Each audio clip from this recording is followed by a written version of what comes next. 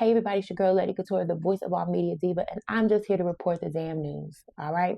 I just want to say first, happy Gobble Gobble Day. Hope you all are enjoying your time and getting your grub on and everything like that with your family.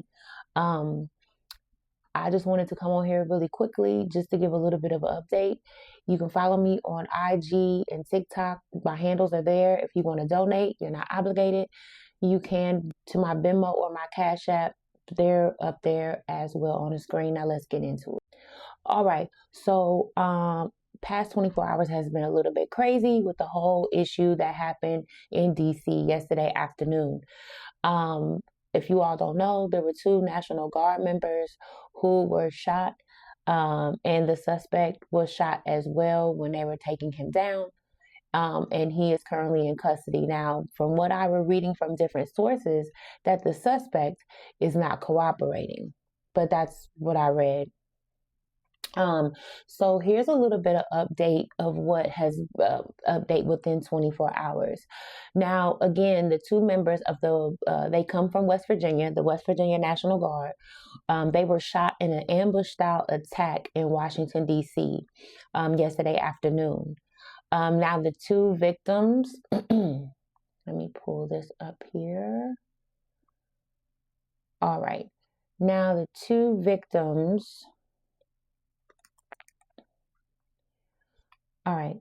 The two victims was Specialist Sarah Beckstrom, who is 20 years old. And let's see, this one, because I want to make sure I get the ranks right because I'm not in the Army or anything. So I want to make sure. Okay. So, and then Private First Class Andrew Wolf, who is 24 years old. Now, I want people to understand this, and I want people to understand this very clearly. They remain in critical condition. It was said yesterday in the press conference. It was said yesterday in different articles, different sources. They remain in critical condition after they have undergone surgery. This is coming from U.S. Attorney Jeanine Pirro. That was stated on today. So I pray that they have a speedy recovery and they get through this because this was crazy.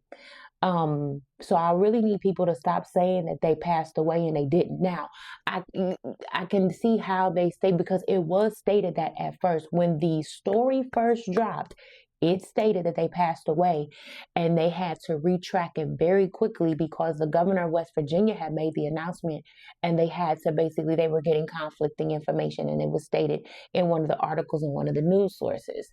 But again, they have undergone surgery and they are still remaining in critical condition.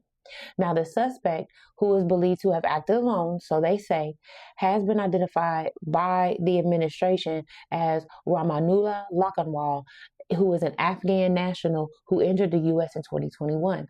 Now, I want to definitely make this clear to you. Now, if you all saw the press conference that he gave yesterday, I want to make this clear. Yes, he did come in to the U.S. in 2021. And of course, that man is saying, oh, he came in, Biden let him in, Biden let him in. But what people are not understanding is that this administration gave him asylum. He applied,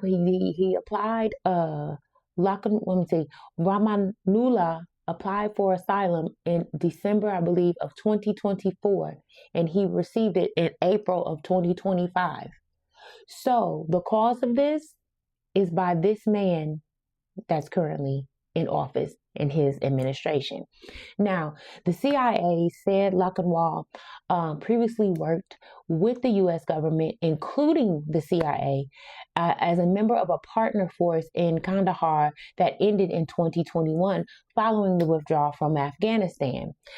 He was a part of a 0 units that he had worked for. Now, there is an image of an ID of his that's circulating the web, and it was assigned to Kandahar Strike Force, or the 03 unit, one of a number of so-called 0 units that work closely with the U.S. and other foreign forces during the war on Afghanistan.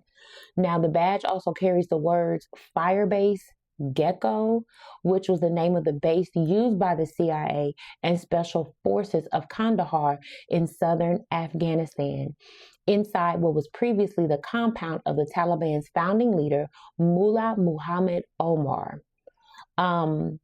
Now, another thing is, which is really interesting, is that his last place of residence was Washington State. Now, I did read where it's basically so he crossed state lines to get over to DC. So right now, authorities are investigating Washington State and people that he had come in contact with in San Diego. So the FBI director said that there was a search warrant that was executed at his last known address in Washington State. And what they found at the address were basically they found electronic devices that included cell phones, laptops, iPads, and other materials that were being analyzed.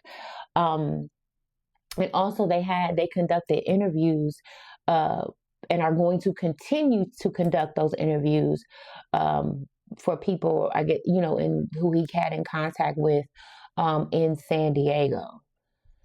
So again, the two National Guards members remain in critical condition. As I said, I've stated their names. Both of them had been sworn into the National Guard duty less than 24 hours before the attack. They were sworn in, and then this happens. Wow. So they're stating that they are receiving the finest in medical care. Their families are with them now. It's not clear how it's going to end up. Now, the suspect will be charged with assault with an intent to kill. And U.S. Attorney Jeanine Pirro said today that the suspect will be charged with 3 counts of assault with an intent to kill while armed, and he will also be charged with possession of a firearm during a crime of violence. The charges could still change depending on the condition of the wounded Guard members. It's too soon to say what the motive is, what the U.S. Attorney General is saying. At first, I read in articles they said he was not cooperating. And as I said before, the suspect drove across the country from Washington State all the way to D.C. Now, the suspect shot the Guard member, then took her weapon and continued to shoot. So she was struck immediately, from what sources say. And the suspect, who was wielding a handgun, had 4 rounds in his firearm initially. Now, after he fired them, he then took the fallen Guardswoman's weapon and used it to continue shooting, striking the second Guard member, the sources have said. A third Guardman stabbed the suspect with a pocket knife, while a fourth returned fire and shot the suspect multiple times. That's what ended the attack. Now, there is a video circulating around showing the attack and the takedown, and the wounded Guard members were deputized for the deployment, but were not operating as law enforcement and did not have arrest powers, the sources have said. They were stationed outside the Metro stop as part of a high visibility foot patrol that consisted of presence-based security, not active policing, the sources have explained. And the suspect is detained in the shooting of the 2 National Guard members. And again, like I said, he's not cooperating with authorities. Multiple law enforcement officials previously identified him as a 29-year-old Afghan national. And again, his name is Rahmanullah Lakanhal, who entered the U.S. in 2021. I want people to understand the timeline. The judge put a 21-day delay on the deployment. You see this is happening. Pay attention. So any more updates that comes through, I'm definitely going to be giving it to you guys. It's your girl, Lady Couture, the voice of all media diva. Comment below what you think is going to happen. How do you think this is kind of weird? There's something fishy going on. Let me know in the comments. Hey, again, make sure you hit subscribe if you haven't already. I'll be coming with you with more news. It's your girl, Lady Couture, the voice of all media diva, and I'm just here to report the damn news. Y'all be safe. Peace.